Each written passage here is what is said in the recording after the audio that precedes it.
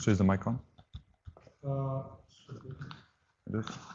Well, good afternoon. Can everyone hear me? Everyone's good? Okay. I must admit, first of all, let me just introduce myself. My name is Spartacus Penev, and for those of you that have never heard the name Spartacus before, it truly is my name, and I'll sign autographs at the end of this session if you're completely curious. I am the immediate past president of DPI. Who here, out of the dozen of you that are here, is aware of DPI? No. Okay, so I'm talking to the right audience. That's for sure. I'll give you a quick background of DPI, then we'll go through the formal slides, and then it's going to be a lot of Q&A if you have any, and I'd like to just informally talk to you about what we do as the Association of Public Sector Information Professionals. DPI was formed 50 years ago with the intent to focus on the IT folks. So those are the individuals that work in information technology and information management in the public sector, so that's healthcare, education, federal, provincial, and municipal. So out of those 5 sectors, anyone who works within the IT space is welcome to become a member of DPI. Currently, we have 6,500 members, and it's free to be a member. And just remember this as I go through some of the slides and some of the information I'll be providing, because free membership is what we really take pride in. And then some of you might raise some questions as to, well, how do you guys survive and how do you get to do everything that you do? And we'll get to that as we go through. So we are the association that takes care of training events, organizes training events for public sector information technology and information management professionals.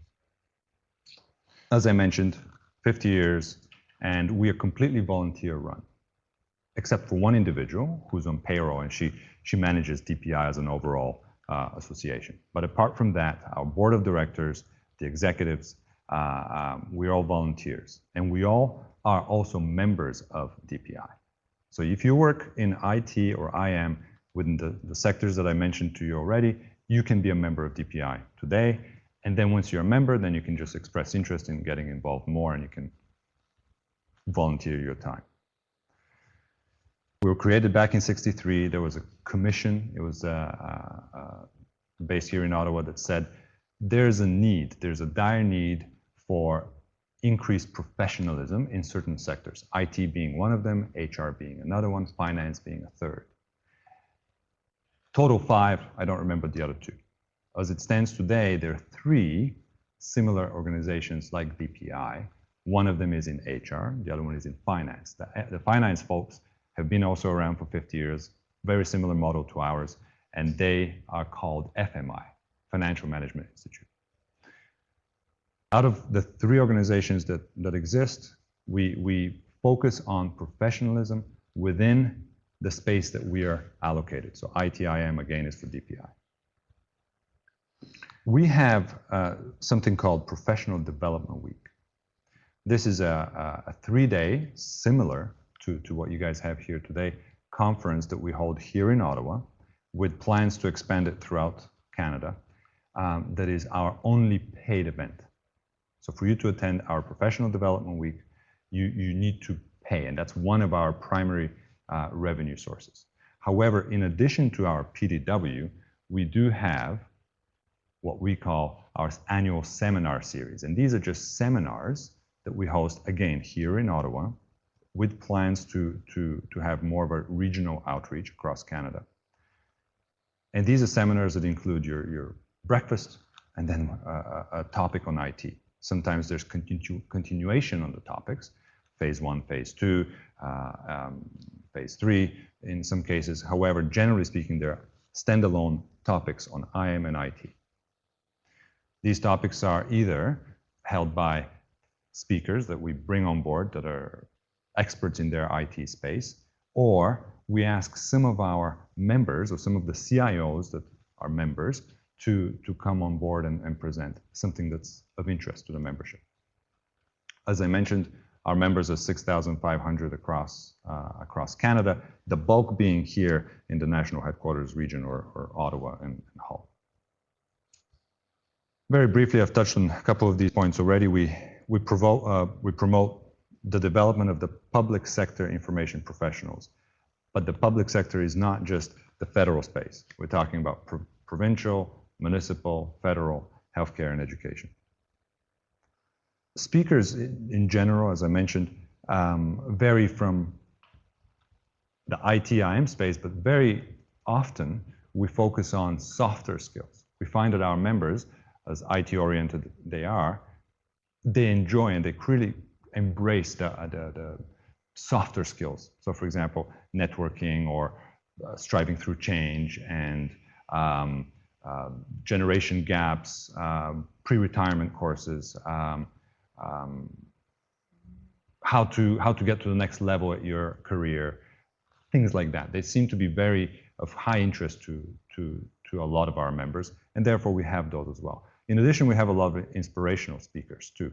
And once I go through one of the slides that's coming up that talks about the sessions we had, or the keynotes we had just during our professional development week, which took place at the end of May, you will see some of the type of keynotes that we typically bring on board, which, who here has heard of Steve Wozniak? Steve Wozniak, co-founder of Apple? Okay, 1, 2, 3, 4, 5, 6. Okay, well, half of you. He was one of the presenters, and you might say, well, what can you learn from Steve? Well, it's the story that we were after, right? And then we have keynotes, and then we have the more technical sessions afterwards, and I'll get into that once we go through it. But although we provide this particular training for Professional Development Week, and it's paid, during the year, so September, October, November, or December, January, March, we have those seminars that we run throughout the year, completely free for members. So the seminars are free, and membership is free. So you might say, oh, where's all this? How does this work? And I'll get into that at some point. So this is our mission. This was the mission that was established back in 50 years ago, back in '63. This is what we strive to achieve with everything we organize. I've already touched on some of our numbers. These are our numbers from last year. Quite frankly, we ourselves are challenged a little bit in keeping our databases clean.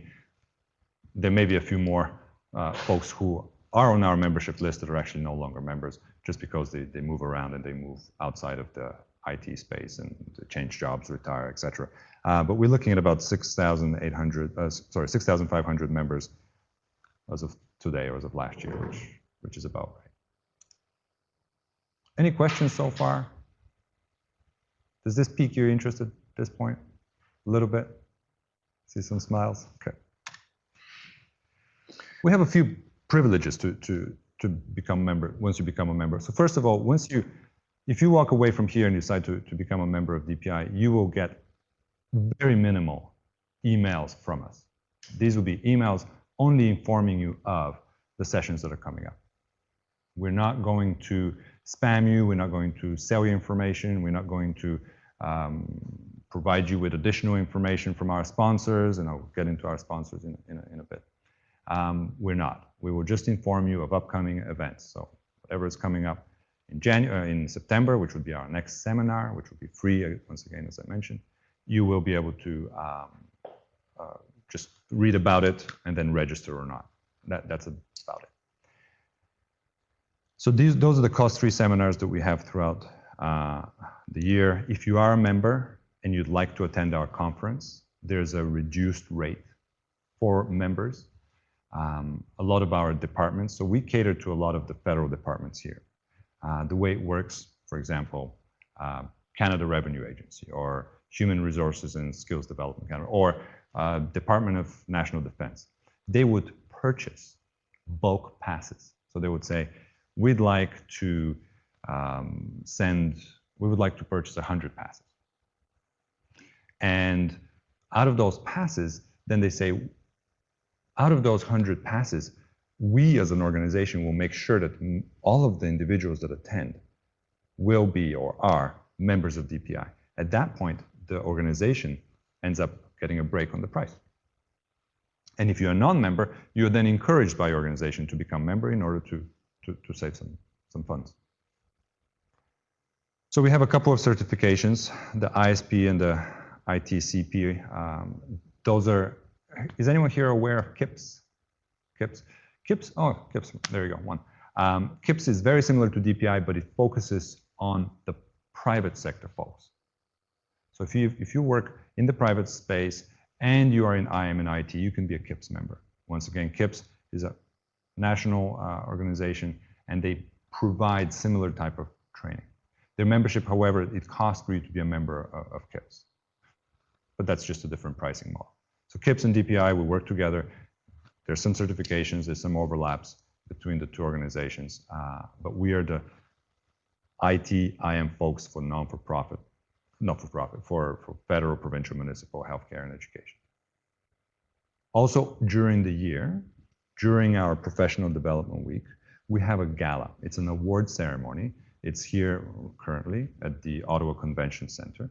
And we bring out all the CIOs of the departments and agencies and municipalities and education sector that are members of DPI. We bring them out for a complimentary dinner. We have an IM and IT community award ceremony. And in addition, we bring out all the folks who decide to register. And again, that is complimentary to you as a member. Now, the challenge we've had over the past years, 5 years in fact, is we would put up this particular gala up for registration, and it will be sold in 45 minutes, right? Sold out completely. Well, why wouldn't it be? Because it's a free event. It's a free event. You get to mingle with your CIOs and potentially other CIOs, other IT and IM folks, and it's a class act, and you get it for free. We've finally decided we've been trying to figure out a way to ensure that more folks, it's not just first come, first serve, more folks get exposure to this particular gala dinner and award ceremony. So we've expanded the number of seats we have. And in addition to that, we have decided to take a lottery approach to assigning seats. So you would have a period of time to come online, you register, and then we'll just do the random selection in the background. So it's not going to be the same folks that register each year. And this is what we found. We found all the CIOs would always be there because we guaranteed them a seat.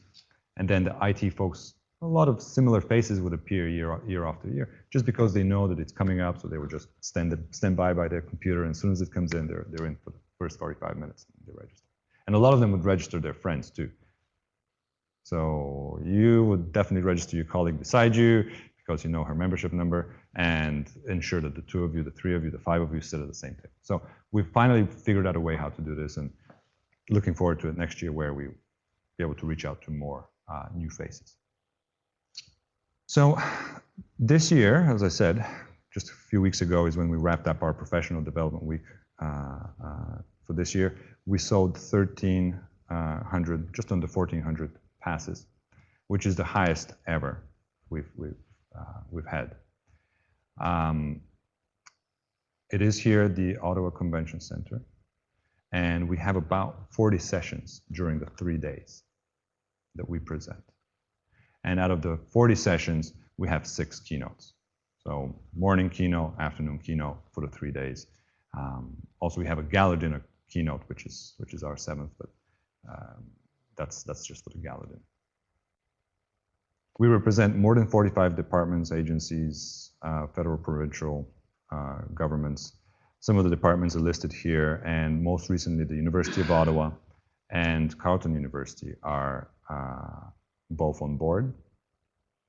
I'm not sure why Carleton's not listed on this particular slide, but both universities are now on board with DPI. And the CIOs of those 2 institutions have encouraged their IT and IM folks that work for their organizations to become members. And then, from what I understand, having spoken to Dennis Levesque, who happens to be the CIO here at Carleton, folks then individually would register for a session or for the conference themselves, and then they go through the regular expense mechanism that works for the institution. Who's aware of the Treasury Board Secretariat, TBS? Treasury Board is the department here in Ottawa that governs, basically spews out all the policy that govern all the other departments within the public space. And Treasury Board is the one that typically drives the IM and IT community awards.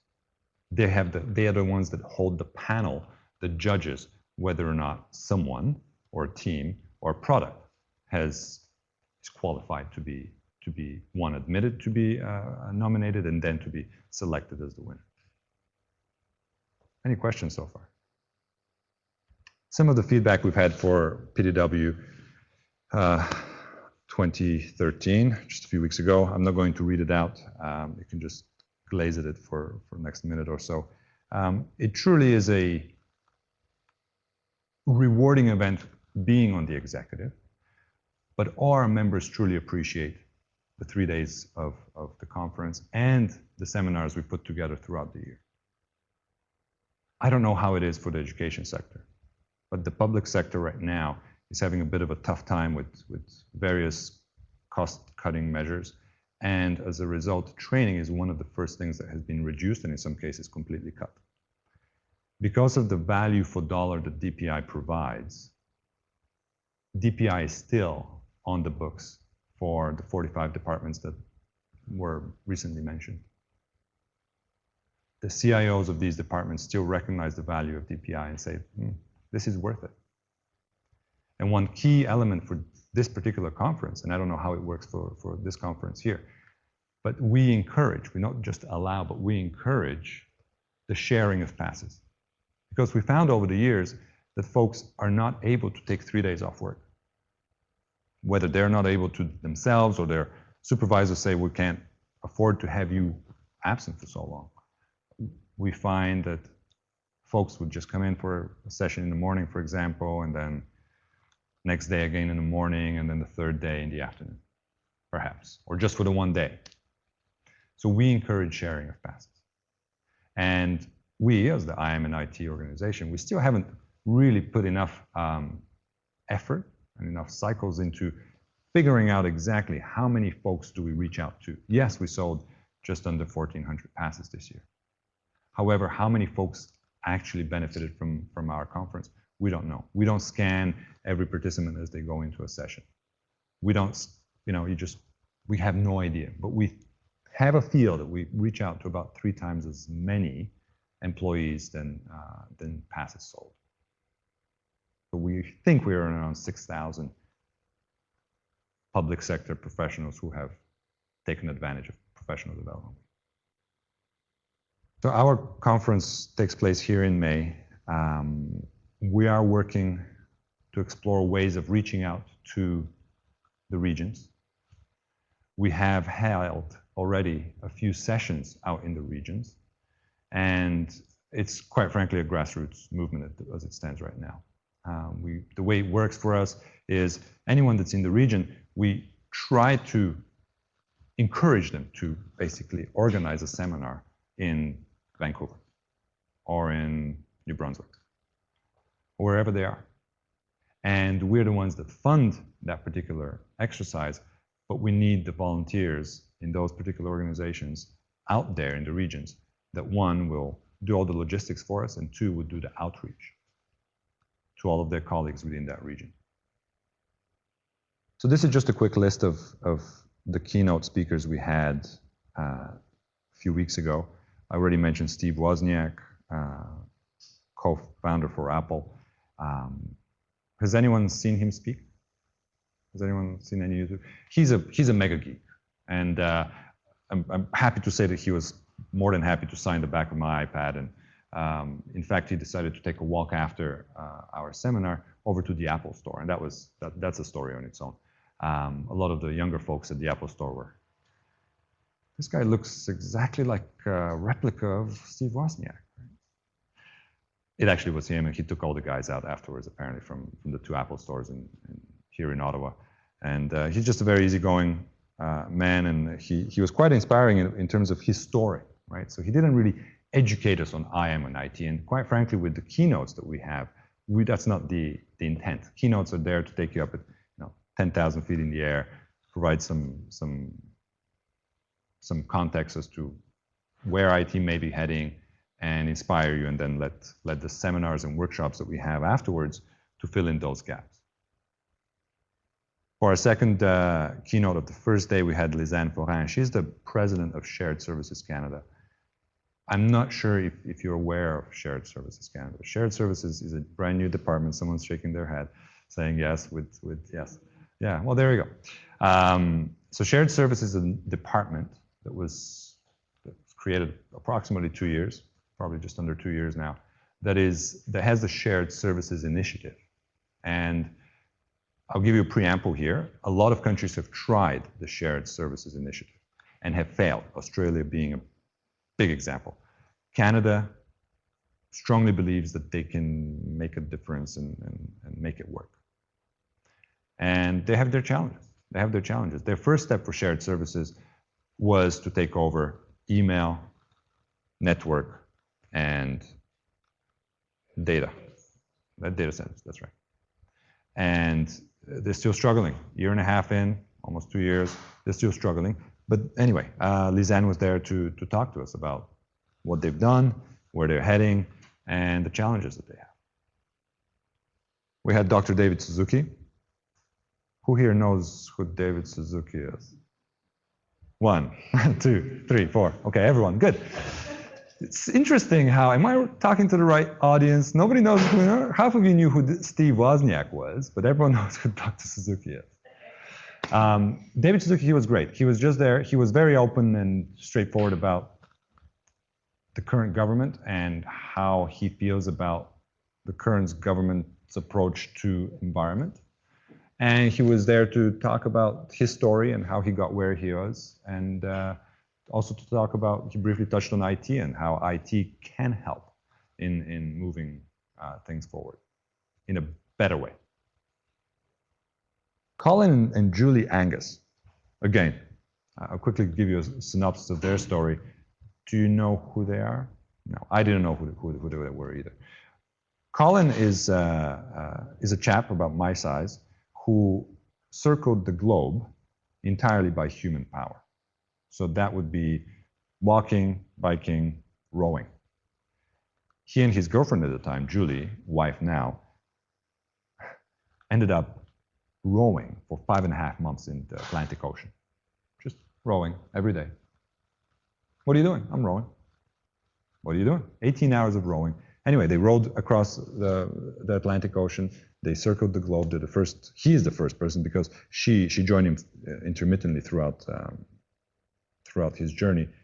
He's the first person to circle the globe entirely by human power. Very inspirational story. When I first met him, I was expecting him to be 6'8", built like a rock. No, he's kind of frail looking like I am. And he circled the globe. So that was very inspirational stories. And again, these are our keynotes. We definitely get a little bit more hands-on after these keynotes. And we'll get into specific IM and IT, and perhaps if there's internet. Is there internet on this particular? Yeah, there is. Depending on the time, I may be able to browse through the website and show you some of the other sessions we had throughout the week. Rick Mercer. Who here has heard of Rick Mercer? And again, everyone. So Rick Mercer was there. He made us laugh. He's a funny guy. Inspirational once again. Big draw. He was a big draw for people. Perhaps we suspect that perhaps one of the reasons why we had such high numbers in terms of passes sold this year was because of some of the big names we had. But then again, not to set the bar too high, it was our 50th anniversary, right? So don't expect such a fantastic lineup of speakers in the next few years. However, we always have a few superb names out there, together with all the core IM sessions to support what you do every day. And we finally closed the day with Peter Mansbridge. His stories were just incredible. I personally thought his voice was very soothing. And I was impressed by how many people just wanted to be in his presence. Usually so this is our K6, our closing keynote of our last day. And the way it works, typically, a lot of folks fall out of the conference and on the third day right after lunch. So we have lunch, and we typically have a keynote. We have some student awards, and I'll talk to you a little bit about our student awards. And then people would just leave. It's Friday afternoon, right? Well, not this year. Peter Mansbridge was definitely able to keep the audience until the very end. So that was very cool.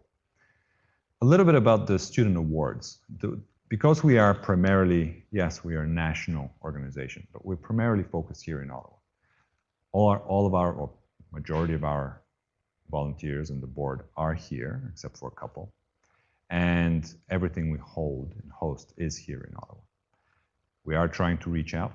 However, there's various challenges around that.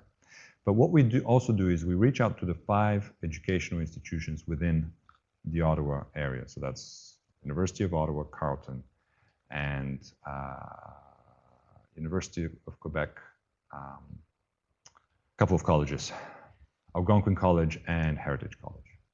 We reach out to these universities and colleges each year, and we ask them to nominate, and we have a criteria, to nominate one student that's in IM and IT that's in their last year, that falls into the category that we're looking for.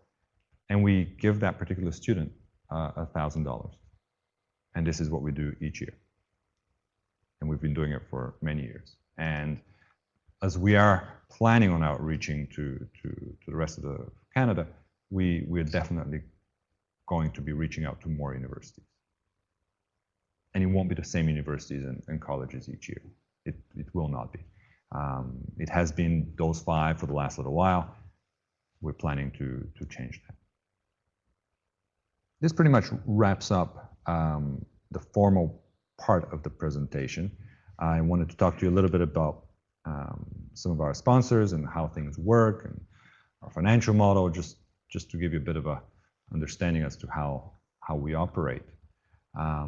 And also encourage you to visit our website and become a member. Become a member and talk to your CIOs. Talk to your CIOs and say, I'd like to visit DPI's sessions, whether it's the seminar series that we host throughout the year or professional development week. Just going to skip forward to see, yes, okay, so this is the general info mailbox where I would appreciate if you send a note if you have any particular questions. They would then forward those over to us.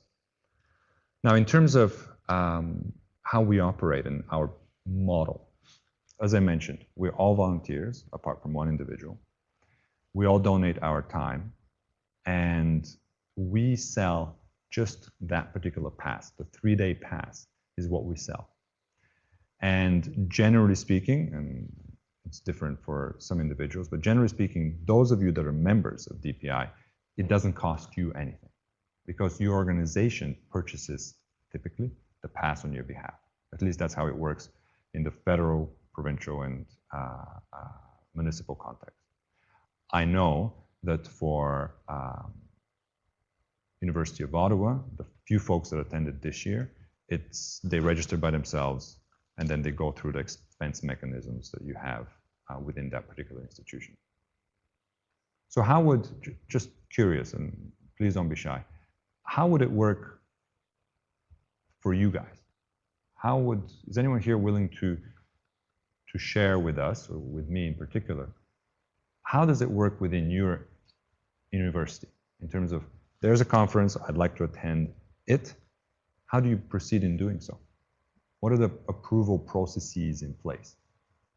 Do you need justification? What type of justification do you need? Is there something DPI we can do to help you justify it? And like I said, we reached out to a few of the CIOs, University of Quebec, University of Ottawa, and Carleton. The CIOs of those 3 institutions are on board and have encouraged their staff to become members and to participate. Obviously for the free sessions, but also for professional development week.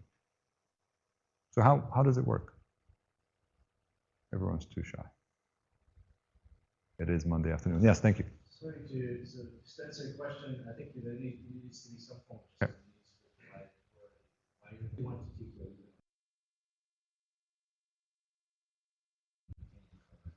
Absolutely. So one of my interests coming here today is to see a group of people who are security officers. Excellent. And we're looking to see how we can also establish partnerships. Excellent. We've benefited with some of that with CCI. Okay. And we're looking to find from a perspective that says Partnerships. PPP. Right. Okay. Okay. So that's a very good point, and this is a perfect example of how a lot of our sessions are born during PDW as well as during our seminar series. Folks, just like the gentleman right here, say, this is what we do. We would like to reach out to your community.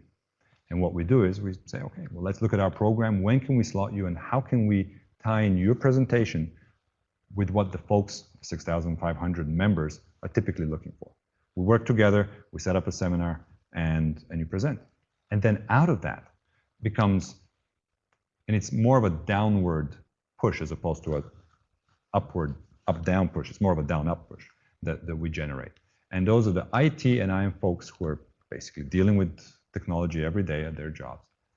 They would then reach out and say, this makes a lot of sense for us, this product, this service, this idea, this concept, this partnership. And they push it up. Then we get involved with CIOs, CTOs, etc., procurement in some cases, and we put the two parties together. That's so we are, yes, we reach out to healthcare and education, all that stuff. That's theoretically.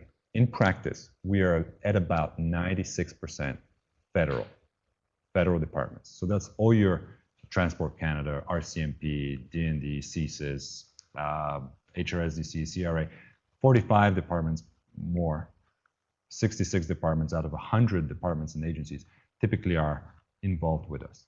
We have very little outreach as it stands today, and which is why I have the opportunity to speak with you today. We have very little outreach as it stands right now outside of the federal public space. We have a little bit of municipality and a little bit of province of Ontario. That is it. The reason you're doing that is because of a change. No, we're doing it for two reasons. One, this is our mandate. From day one, we were to focus on the IMIT folks in those 5 sectors. Because we volunteer run, folks only have cycles to focus on what they know, which has been the space here. So that's the first reason. The second reason is we currently have all our eggs in one basket. If things are to drastically change tomorrow with the federal policies around training, which they have, we've been lucky so far. But if they're to change even further, where DPI is no longer on the exemption list, which is today, we may be into a little bit of a trouble from sustaining what we provide.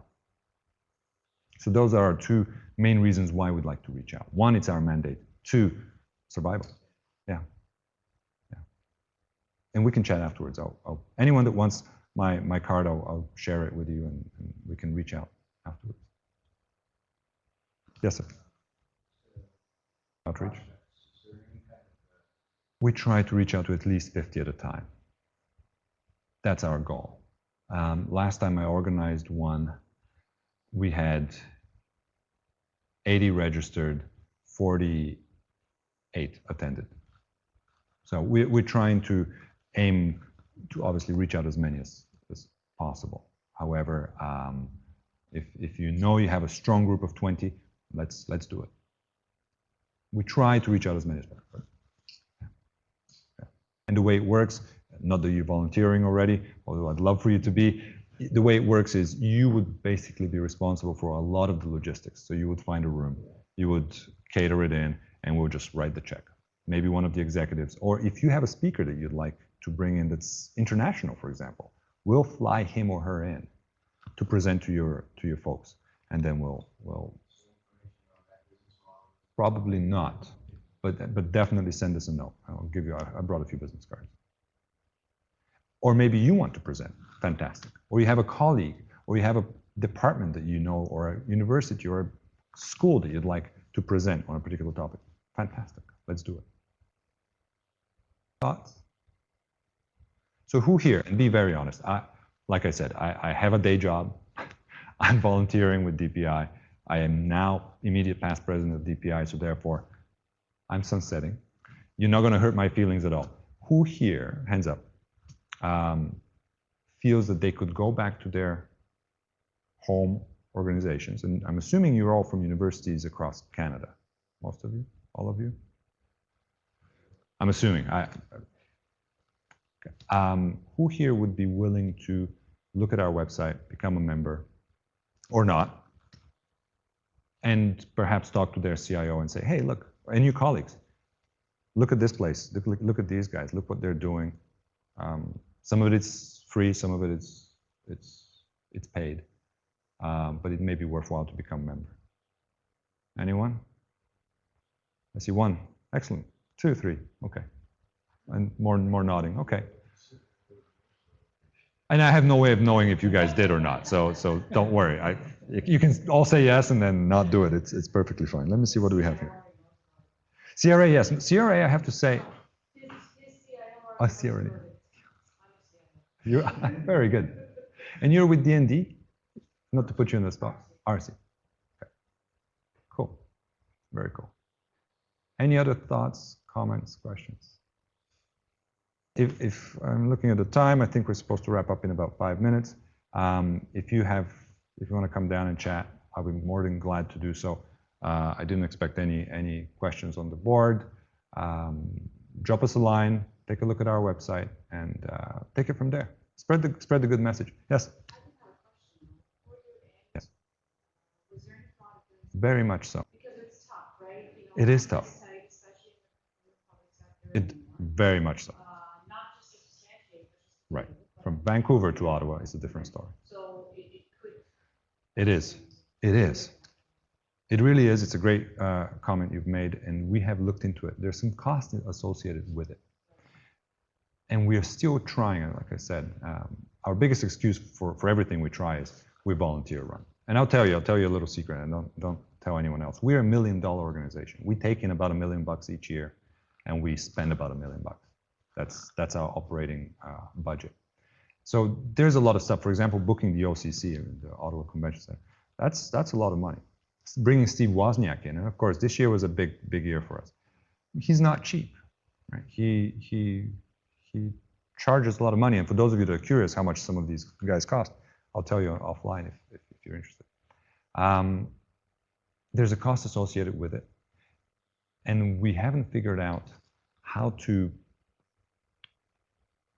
compensate that particular cost. So we would have some sort of online or WebEx or webcasting passes that we would have to sell, and we haven't had the time to figure that out. But yes, very much so. We're planning on. Very much so.